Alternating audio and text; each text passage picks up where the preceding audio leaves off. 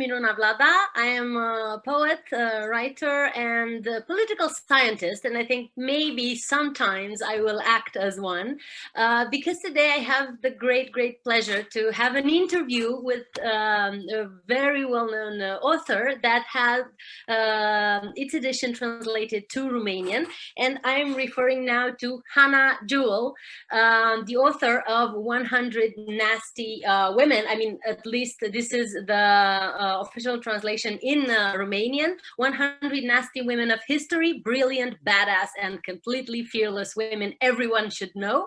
Absolutely amazing title. Hello, Hannah, and thank you very much for accepting this dialogue for our Romanian audience.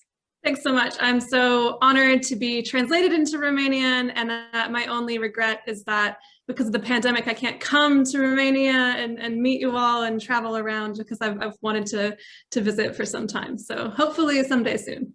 You've never been to Romania?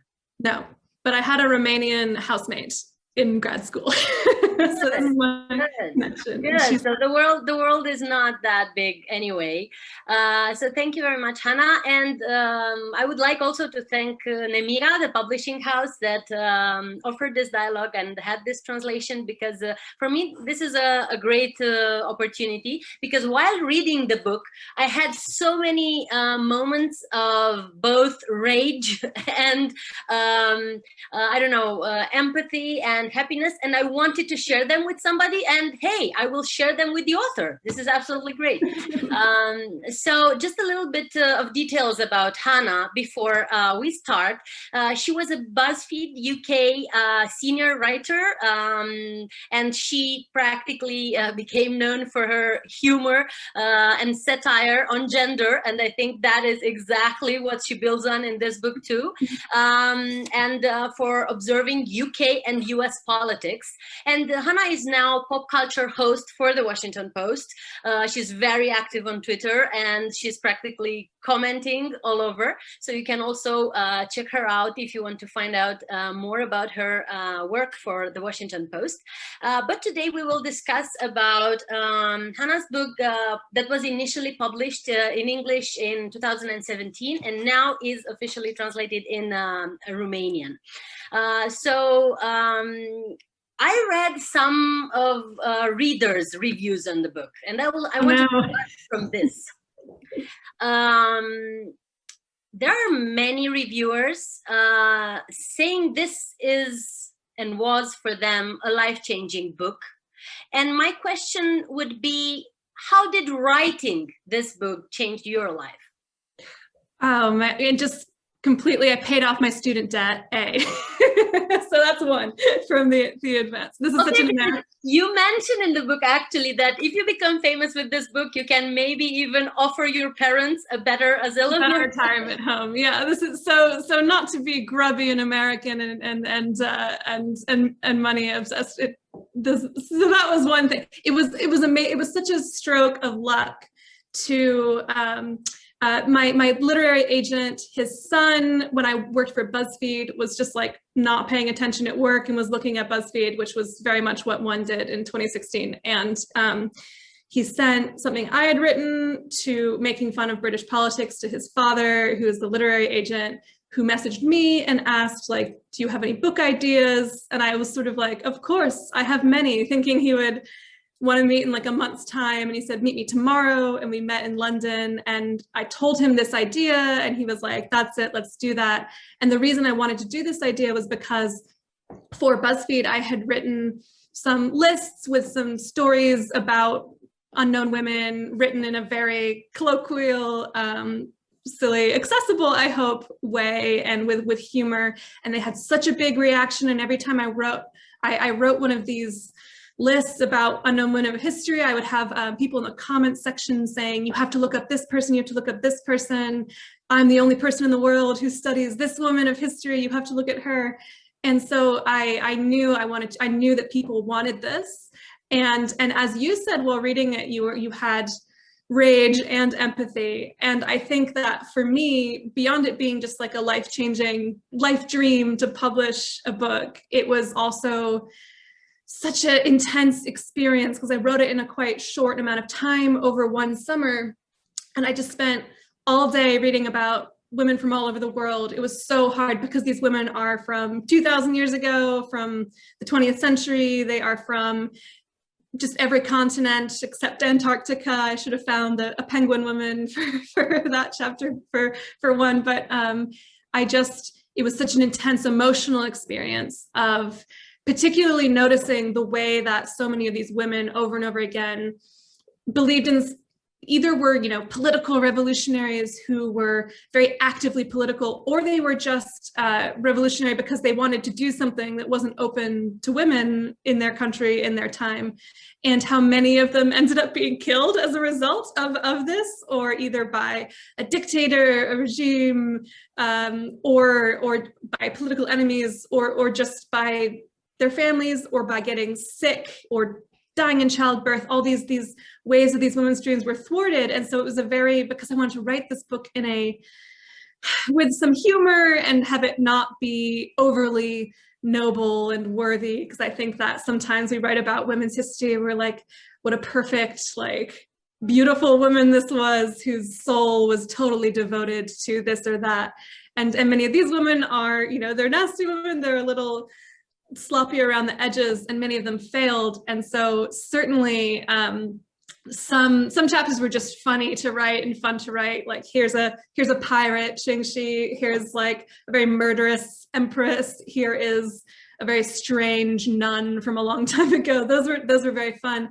And then you have the like French resistance fighters in World War II. You have people like those whose lives were more recently, especially, very ended in tragedy. And so I was I didn't have any time to take a break. I was just in the British Library, researching these women, writing them up, being like, oh my God, she died, and then going on. And I think what I wanted to prove to myself as much as to readers was that it's not, we always talk about the first woman to do this or that, and while that's often true nowadays, there's never been a moment in history where women weren't speaking up for themselves, weren't doing fascinating things, weren't building the world as we knew it. And that's something I sort of logically knew, but maybe I didn't feel and understand until I wrote this book and spending this much time finding all these examples and knowing that there are infinite numbers of women with incredible stories that we'll not know about. So this book meant also an exploration for yourself, not just for the readers, of course, that will discover 100 of names that I think almost 90% they did not hear of. Actually, I counted the names of women that I knew from this book.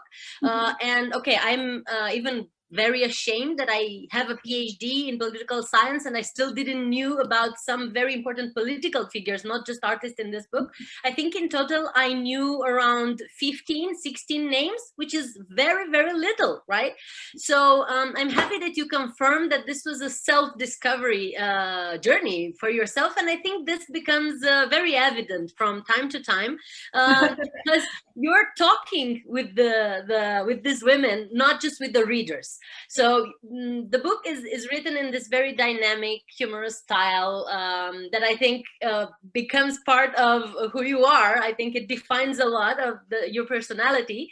But you also enter in dialogue with the characters themselves, like you tell them some advice or you sort of compliment them, and this is not just making the reading very easygoing and very relaxed, but on the other hand, I think for the reader it gives the opportunity to feel that you're actually talking to this unknown amazing women that we don't know anything about, right? Most of them. And you I wanted to also to ask, from this moment when you did the research and you put them together and you made actually great efforts to find from all over the world, from all continents, from different centuries, from different fields of work, and I was wondering whether you also felt having this great responsibility or sort of burden, taking from their biographies these elements that on one hand would show how important they were and how much they changed our lives without us knowing that. But on the other hand, making them very human, very sort of like your neighbor next door in a way. You know, they had breakups, they had, you know, like this very human vulnerabilities, and you tried in each biography to combine this moments in order to show that they were human, right? How did you feel? Because at a certain point, I think you might have felt huge responsibility. Definitely. I think that I don't want to, never wanting to belittle or take out of context or just make women from history too ridiculous, I guess. But what my goal was in you know, imagining, especially with their breakups and things, and just me writing like, you need to dump this man, like just I think that we forget that humans of the past were in many ways like we are and have the same heartaches, hopes and dreams and things that we seek fulfillment from. And I think that wanting to both do justice to their humanity in that way, and imagine like you could have been friends with this person, or to think like you would have been terrified of this person, you would have like, this girl was a mean girl, this was just sort of these relatable figures that we know today while living in sort of unbelievable, extraordinarily different times, often seeing the way that some of their struggles are the struggles of today still. And I want readers to be able to either see themselves in characteristics, or to see women of the past as, I get relatable is the word. It's quite a simple term for it, but wanting women who read it to find someone that they perhaps relate to, or wish, or can aspire to, or can be inspired to think like, oh, if this woman could do this, then maybe I can too. But you're right, it was a lot of pressure to, particularly covering such wildly different time periods, to not just get stuff completely wrong was the number one anxiety. But luckily I have my husband and many friends are historians and academic historians, and I was able to draw on people with expertise from all over the world and different periods, and just there's 100 chapters, right? And many that I was confident with just in my own research, but some I had to send, like the South Asian women. My friend is an Indian historian, and I was like, have I got this totally wrong? Am I rooting for this person who is actually a baddie? Like, because there's just so many political systems, which, as you know, studying political science, it's so hard to, even with great care, fully understand other political systems, other cultures. But I think knowing that you can't just know that is a useful research tool. And so I benefited a lot from being able to send to, my Colombian friend looked at a chapter of the Colombian Spy, and Russian historians check the, because that was a big, like, mind-blowing, like the Russian revolutionary women, and me having to mess with my friends, be like, so they wanted to abolish families, and like, but this is how they felt about sex, but this is, and like monogamy, and having to wrap my mind around these ideas that today are still so radical, and wanting to do justice to them, but without getting boring, I guess. It was the balance of writing this book. Definitely, I could say that it's you never get bored, especially through the diversity of the figures, but also through the style. The style is absolutely very lively, and for sure, you touch very sensitive topics. And now I want to go into a bit sensitive topic, because I think it's impossible. Of course, the book is also very much connected to the historical context where you published it, right? You make direct references to certain characters of US politics, and you, of course, put into a context that especially US readers, I think, and especially some ideologically oriented readers are connected with. But despite this, I know that you studied international relations. You have a diploma in Berkeley in Middle East Studies. Absolutely fascinating. You even traveled to Lebanon and you lived there actually for a while, and you also studied at Cambridge. So you have this political science background. It's not just that you're touching political subjects without just trying to make things fun. But we are now living in a moment worldwide when there is a lot of resistance towards this action of rewriting history. It's clear that we definitely need to rewrite history, and in a way your book is a very sort of Saturday evening type of relaxed attempt of rewriting history and including women in big important moments of history.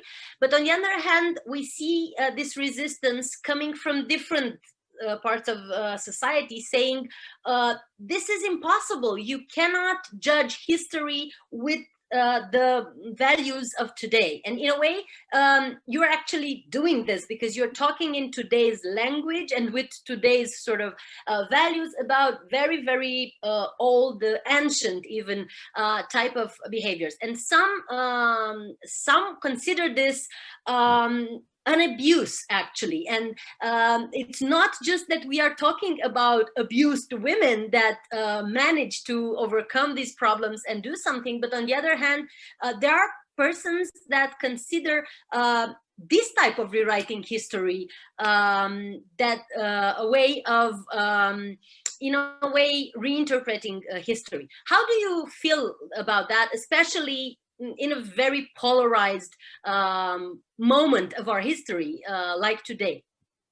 Well, it's so funny that it's exactly right what you say, that people are, there's so much reaction, and especially I know the British and American context the best to the idea that we can revisit American origin stories or British origin stories and rewrite them. So many conservatives will say, like, you can't do, like, they're trying to tear down our statues. They don't respect history. They consider this a form of applying cancel culture on history. I can talk to you about this forever. And in fact, this is my next book is sort of about, but we'll get to that.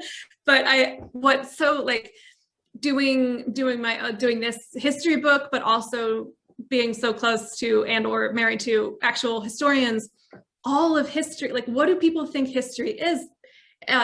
All of historians' work is rewriting history, understanding narratives that were misunderstood of the past, finding new figures, finding new explanations. That is every professional historian's whole job, is going to original source, going to archives, going to wherever they are going to go to and discover new things. And I think that political figures, especially more reactionary political figures, believe that history is a thing that has happened, that is perfectly understood.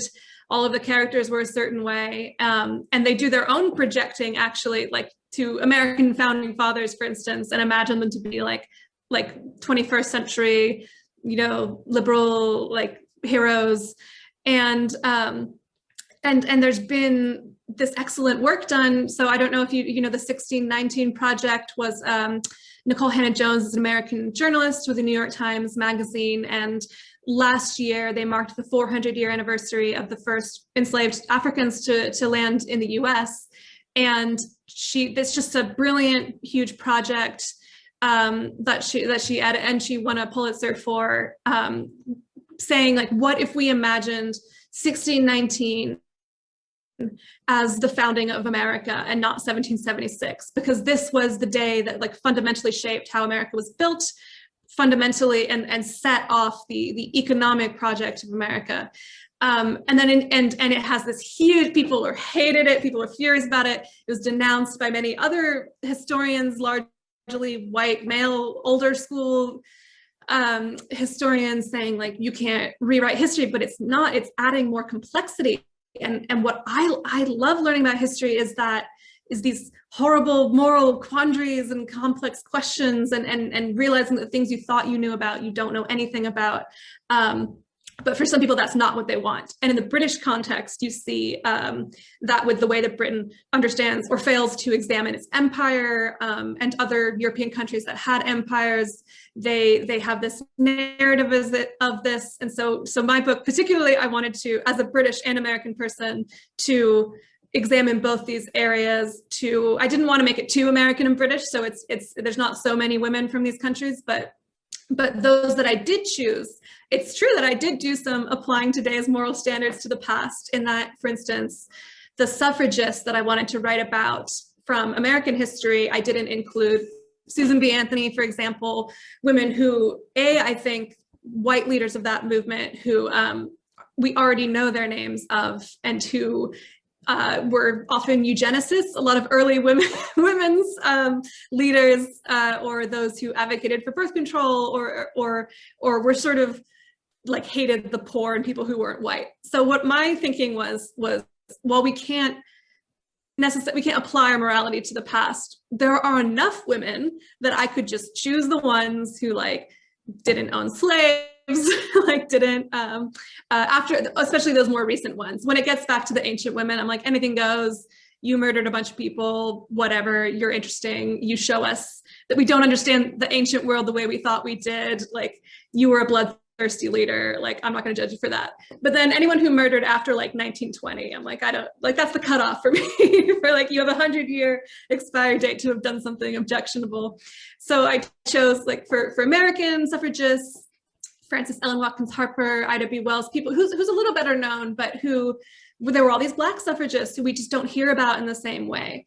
Phyllis Wheatley, who was at the time of the founding fathers of the US, in correspondence about liberty and philosophy, and was doing all those, 1700s difficult thinking, but who nobody knows or thinks about, was a formerly enslaved woman living in Boston, was the first Black person published in the Americas of her poetry, and there were just enough options that I could choose the ones who were not problematic, to use today's terms, not in a perfect way. There certainly are, like, women that I've later learned are like, oh, you might have owned a person, like, not knowing it's not a perfect process, but that's how I thought about that. And in the British context, choosing women who were all these women who fought against the British Empire, Queen Nanny of the Maroons in Jamaica, Funmilayo Ransome Kuti in Nigeria, many like South Asian women who fought against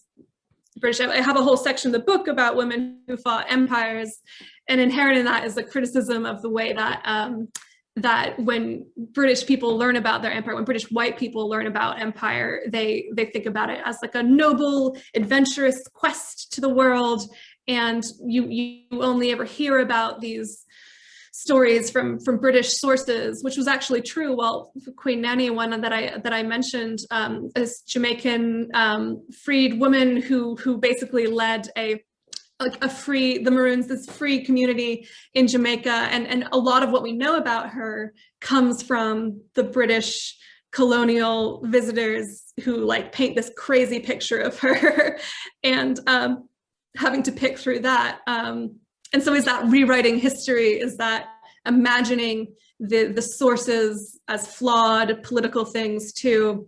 It's just very, yeah, but the way that I just hate it, I hate it today, the way that people act like history is apolitical is just wrong in any regard. And it's just such a, there's especially in Britain, the Tory government has all these new proposals to try and, protect and defend, like the honor of Winston Churchill, or the legacy of the empire is a good thing. And I see my friends who are just doing their jobs as historians, seeing how ridiculous this is. And like, history is always weaponized.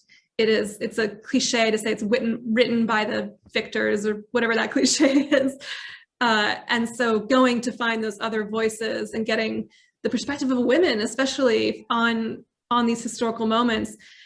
Every nation on earth has a myth of its own origin, and a myth that rooted in whatever it is that is still actively politically important and is part of what launches someone like Donald Trump to power. And I wrote this like in 2016, 2017, and with a lot of like anxiety about that is very visible. Yeah, the anxiety is there. I've been thinking about that now, looking back on it, like, oh, this is such a book like of its moment of start and pitching it before the 2016 election. There being and looking and seeing also the way that progress across history is not it's not just a slow tick up, but people getting more rights. There's sections that I wrote about, like I think Gladys Bentley was one, a woman who was like a drag king in Harlem in the 20s, who then when the 50s came, in fact, this happened to a lot of women of the first half of the 20th century, are living these free, wild lives, are messing with like gender roles and expectations. But then the conservatism of the 50s, they have to give that up. They have to retreat and become housewives of some kind or another. And so I had a lot of anxiety, about the backsliding of rights that seemed was imminent at that time. And indeed, when Trump came in, was picking away at American women's rights, among other people's rights.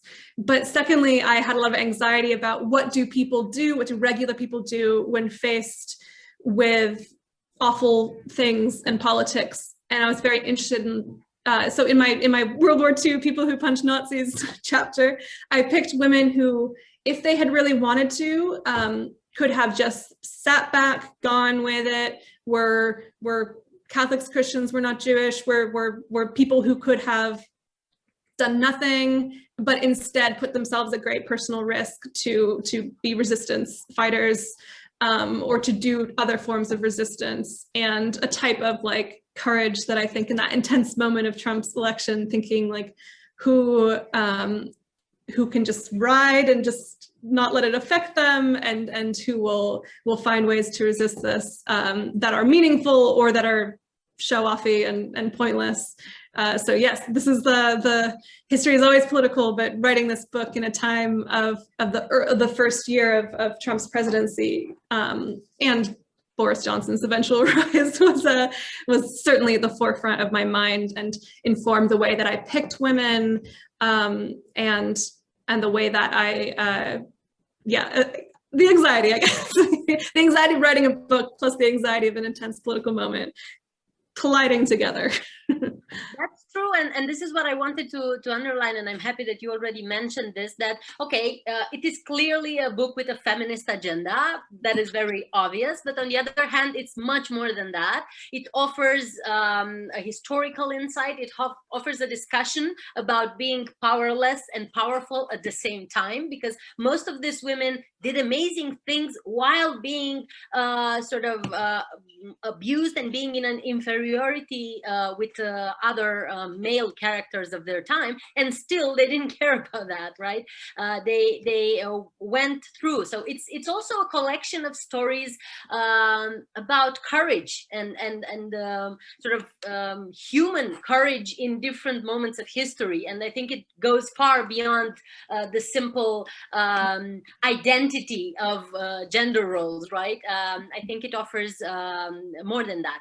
But I also wanted to ask you about this idea that the book was translated into many other languages, and of course it will be differently perceived. And now it's for the first time translated in Romanian, and of course these topics and this polarization that you mentioned are also very present in Romanian society. There are many corners of conservative opinions here too. But I was curious, from your point of view, who needs this book the most? Oh man, well, I hope everybody, so that everybody buys it. But I think that some of my favorite readers that I have so far encountered, and when it first came out, the things that I saw, just people sharing on Instagram or hearing from people, my favorite versions were readers that made me think like, I just didn't have time to think about who's going to read this, who needs this.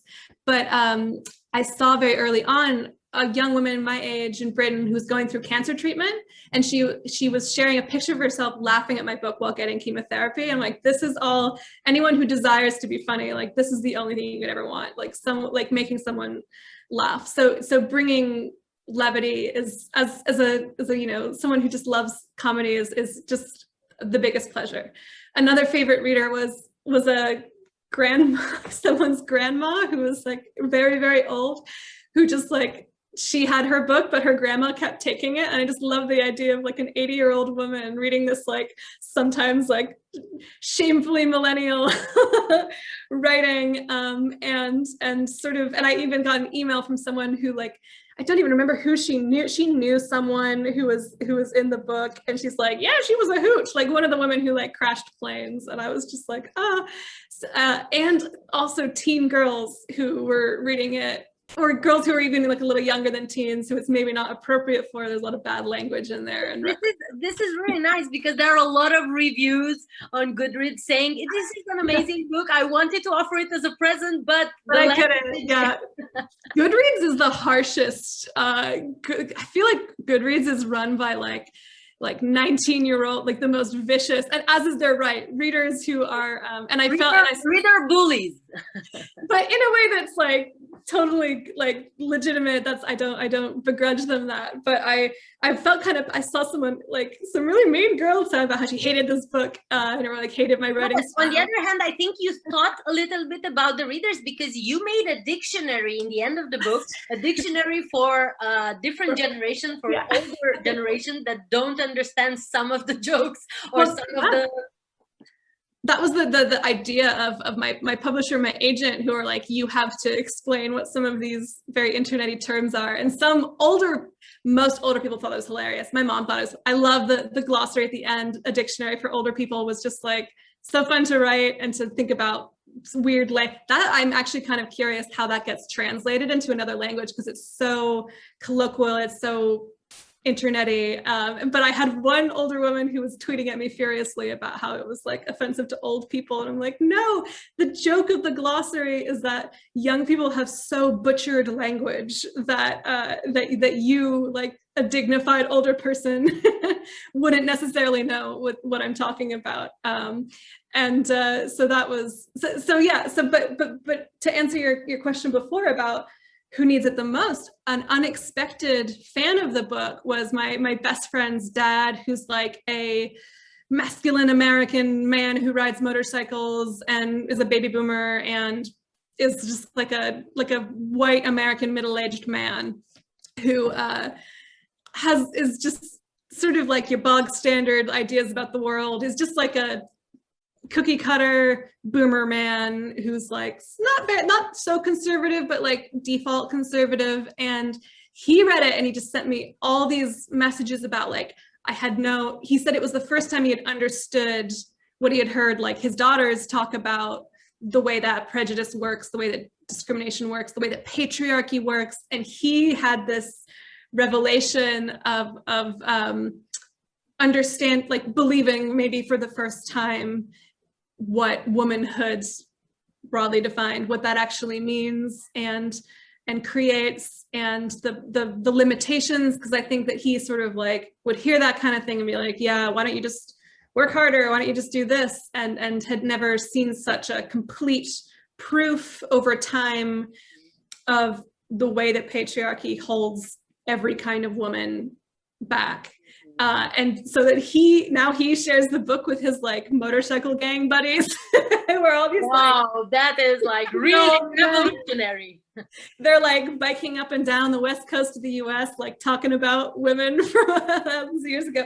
And that is just like, I don't think I expected to reach those people, but I think that those who benefit, I on the one hand wanted to make people laugh and empower women, make women realize, oh, I'm not crazy, like this is what it means to be a woman, but also just to reach like your white American middle-aged man was just like such a pleasure. So I don't know how in other contexts, I don't know how like my Russian translation, Romanian translation, who do those people reach? Like this is such a, like, I have no idea who needs to read it. in these other countries because I just don't know anything about them. But I just love that there's these publishing houses and often, you know, feminist publishing houses who, as in my Russian publisher, who have picked this up and translated it and brought it to these totally other contexts. And so I don't know, you tell me who needs to read this in Romania. No, I also wanted to assure you that it will get in the hands of a biker, because my brother is a biker and I wanted to give him the book for various reasons. Also, my mother is a history teacher. So the first thought in my mind while reading it is, wow, I never heard about this. I think my mom is going to love it. And also I was thinking about my students, especially my female students in the university. I think definitely they will get more readings from the book, and I will ask them to do some exercises of imagination with the book, because I think it's what's really wonderful is that it is a starting point. This book is a starting point for reflections, for discussions, even for fights, right? And you are provocative in many ways at certain point, and I think that's great because it opens up discussions. Now, I don't want us to finish our discussion without asking you two more questions that I really want to touch upon. First one is referring a little bit to other reactions to the book. For example, while I was reading, I felt also ashamed, very ashamed. And I think this is also a point in the book, because I was like, why don't I know these women? And at a certain point, I think what's really wrong with us feeling ashamed about not knowing this amazing, important women is that we are asking the question in a wrong way. I mean, it's not our fault. Maybe we should ask ourselves why other persons who were responsible of talking about them didn't do it, right? And I think this is again the source of the witch hunt that we are living in some context even today. We're all the time looking at the witches and how they are being burned for their behavior, but we never talk about the guys who burned them, right? The guys who put them in that situation.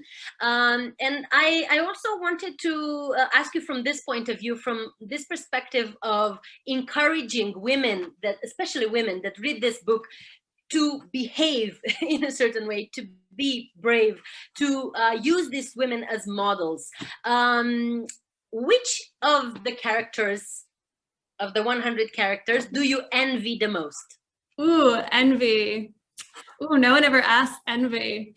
Of course, in a positive way. Oh, no, I know. Yeah. I think that admiration, but also maybe like, how did she manage to do that or to have that? I need to look at my list of women. I think that, well, there's some just full-on geniuses. It's hard to think about envy is so interesting too, because so many of these women had a terrible time, right? They had a terrible time, but actually one of the better known women in my book is Josephine Baker. And so she's a little more famous. And I didn't know of her before. She was the first one that I wrote, actually, and I don't remember how I came across her, but of the 100, and I read That's one of the longest chapters, actually. Yeah, because you're right, it was the first one I did, so I was like, I got all the time in the world, and I was like, this isn't going to work for the word count. But Josephine Baker just lived this like life that was very complicated, quite controversial, but was a life that was filled with passion and heartbreak, and with moral clarity most of the time. Okay. She's an imperfect person. But she was born in St. Louis. She was like a Black American woman who moved to Paris, was a showgirl who just lived the Parisian, like early 20th century, 20s, 30s showgirl, like among an entertainer, just like incredible glamour, walked a cheetah down the street. Again, morally questionable, would just like had this string of lovers of like whatever genders, and just had this fabulous life that she also she made use of in World War II she worked for the resistance. She passed messages. She had a safe house. She used her like bizarre, wild sexuality to this political purpose. She also was involved in the American civil rights movement, and she kind of had this full... I never knew that. Like, I was totally shocked. I knew only the sexualized image of Josephine Baker. I never knew about her political activity. That is absolutely amazing. And what was so fascinating reading about her is that she was also like a big liar. A lot of the time she wrote her own memoirs that were just filled with like stuff she had made up. And I just love like what a great messy but fundamentally good person. She then later in life also she adopted many children from around the world and kind of kept them in like her big house in France and sold tickets that people could come. There's like a lot of questionable stuff there where she had sort of like used her children to try and make a political point about the harmony of the races. It's sort of like stuff like that about her. But she just like had this she got to live a long time, which was not a given for most of these women. And she both had a great time in life and lived with this moral purpose. And I think that is just such a fascinating, wonderful character that who, you know, and I end this book with like imagining a dinner party. What if all these women were in one room? Oh yes, that part. I mean, I wanted a place in that party, clearly. but what I wanted to show with this imagining is that many of these women would not have gotten along. Yeah. But they also were all like, you know, for all kinds of reasons, and they were politically quite different. But what I didn't want to do in this book, and which many people who write books like, and there's lots of books like this, here's women of history you didn't know about, blah, blah, blah, or powerful women of history. Mm-hmm. They will often include like Margaret Thatcher, and it's who, like, as my parents who left Britain in the 90s, but like were, my parents would disown me if I had Margaret Thatcher in this book. But my point was that like anyone who is a powerful woman of more recent history, but who fundamentally worked against women's progress, I wasn't interested in including, because this is a political book. It's a book about, that's not just like, here's a lady who was a prime minister. That wasn't who I wanted to talk about. And actually you try to train young readers of this book to start revolutions, right? At the end part of the book, you say, hey, do like Rosa Luxemburg. This is what you have to do to start the revolution, right? So he's a good envy one too. Anyone who's just like that smart is but also was killed. And but these women who became legendary just because they were just so, I love all the sort of like the intellectuals who were like romantic intellectuals who had incredible brain power and political purpose, but and women scientists, of course. Which I'm just not. That's not true. I do love certain kinds of science, and particularly astronomy. And so I love the women who worked in Harvard's observatory throughout. It was very patriarchal. Oh my God. By the way. Yeah, but there's elements of that seem so like wonderful. All these women doing science together in like a time when women weren't allowed to do that, which is actually, that's the wrong way of saying that. When astronomy became a field, because amateurs could do astronomy in some ways and have a telescope and learn about the universe, it was a field that was like 1/3 women at some point. And then as it became more professionalized, I suppose women, like the women in this Harvard lab, were relegated to, you can do the like cataloging, but the real like sexy, theorizing will be left to the men. But these women had their work stolen, had their names taken off things. But I love that it was this room full of, and computing, they were computers, women. So much of early computing was run by women until, again, it became something you could get paid a lot of money and was considered intellectually important work, then have their work taken or overlooked. Which is funny because that's how my parents met in the 80s as early programmers doing like punch card programming. And my mom was was punished because she chatted too much at work. So she was moved to sit with my dad, who was silent. Too nasty. Too nasty. And they met, and my dad has continued to be a programmer, but my mom dropped out of it, raising a family, and to see how like how that even like as recent in the 80s, programmers were women as much as men, and that's only now just starting to get back to that point. I forget where this question started. We ended up with my parents meeting each other. But, yeah. No, it's great because I guess the book is also very historical, but very autobiographical for you too, with a lot of bits of your own personal story, and I'm happy that you mentioned that. I think we have to go to an end. It was an amazing discussion, and I'm sure that we could have a class of 3-4 hours talking about rewriting history. I also wanted to end it with something very superficial, because I want people to know how superficial I am. I want to make a poster out of the cover of the book. Oh, absolutely amazing. I love it. And I had nothing to do with that. This was Nemira, the great publisher, said they had someone that designed this, but I love that it captures the rethinking, combining the past with the present, I guess, and just having this very badass woman sitting on her throne, like and a strong woman in a powerful position like a queen having a bubble gum. It's actually a perfect image for that. And a small advice for the future: when you want to indicate to somebody a definition for Marxism, don't tell them to go to a guy with a beard and glasses. I think you can tell them to come to me too. Okay, well, yeah. Okay, sorry, this was a total inside joke. You will understand this joke only if you read the book. Okay, so Hannah, thank you. It was a lovely discussion, and I think that the Romanian readers will have a great opportunity, especially this summer, to go on the beach and to start changing the world after reading this book. I hope so. That's all I hope for. So thanks so much for interviewing me and taking the time. All the best. Thank you to Nemira, and thank you everybody. Bye-bye. Bye.